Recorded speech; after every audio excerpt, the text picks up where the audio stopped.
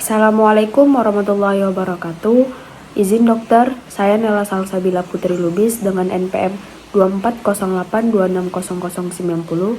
Pada kesempatan kali ini saya akan memperbaiki nilai blok pada blok CMH. Pada presentasi kali ini saya akan memaparkan mind map saya tentang hemoglobin.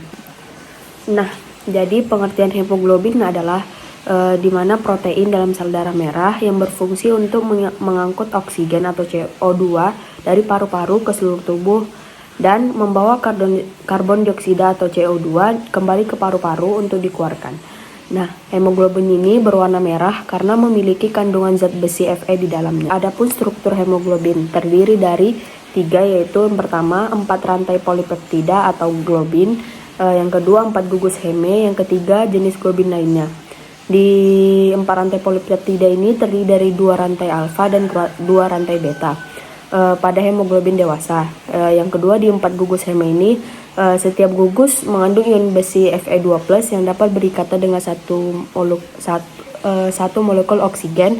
Yang ketiga itu jenis globin lain. Jenis globin lain itu dia terdapat 2. Yang pertama itu HbF dan Hba2. HbF itu dia hemoglobin janin, terdiri dari rantai alfa dan gamma. Hba2 itu terdiri dari rantai alfa dan delta. Selanjutnya yaitu fungsi hemoglobin. Yang pertama itu ada transportasi oksigen, yang kedua ada transportasi karbon dioksida, yang ketiga ada buffering pH. Nah, di transportasi oksigen ini mengikat O2 di paru-paru dan melepaskannya di jaringan tubuh. Yang kedua itu tadi transportasi karbon dioksida, mengangkat CO2 dari jaringan ke paru-paru untuk diekspresikan. Yang ketiga itu buffering pH, membantu menjaga keseimbangan pH dari melalui sistem buffer hemoglobin. Selanjutnya ada beberapa jenis hemoglobin. Yang pertama itu hemoglobin dewasa, yang kedua hemoglobin janin, yang ketiga hemoglobin abnormal. Nah, di hemoglobin dewasa ini jenis utama pada orang dewasa, kurang lebih itu sekitar 95-98%. Di hemoglobin janin atau HbF lebih tinggi pada bayi yang baru lahir, menyebabkan memiliki afinasi tinggi terhadap oksigen. Yang ketiga itu hemoglobin abnormal. Hemoglobin abnormal ini terbagi 2, HbS dan HbC. HbS ini pada anemia sel sabit, HbC ini pada hemoglobinopati.